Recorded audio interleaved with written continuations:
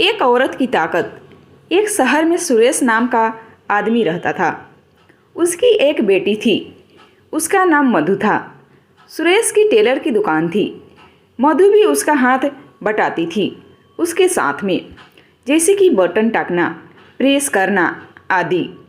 एक दिन सुरेश ने मधु से कहा, अब तुम्हारी शादी की उम्र हो गई है और उसको भी अब सिलाई सीख लेनी चाहिए।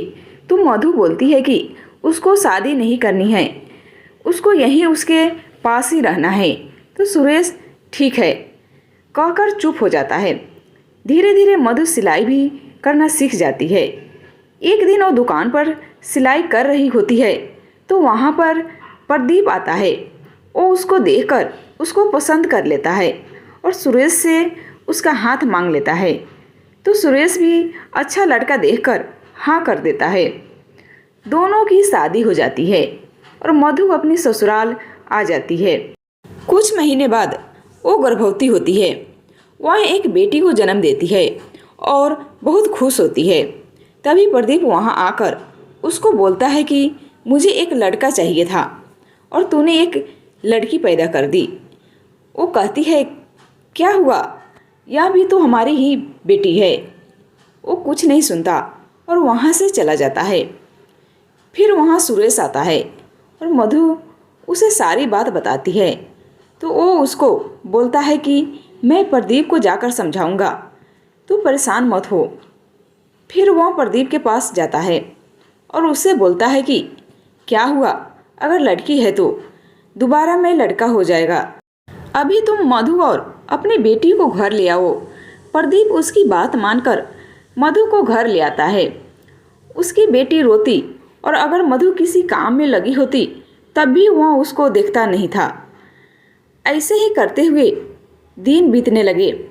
मधु दोबारा गर्भवती होती है तो प्रदीप उसको बोलता है कि उसको इस बार लड़का ही होना चाहिए, नहीं तो वो उसको उसके पिता के पास हमेशा हमेशा के लिए छोड़ देगा।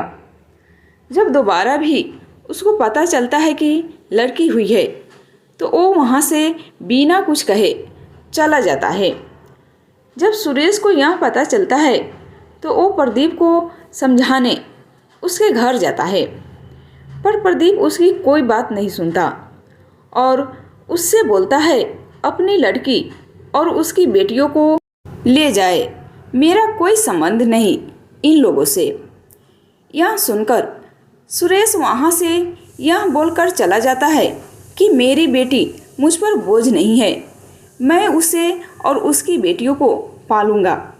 मधु अपने पिता के साथ घर आ जाती है और सिलाई करने लगती है। समय बीतता है, उसकी बेटियां स्कूल जाने लगती है।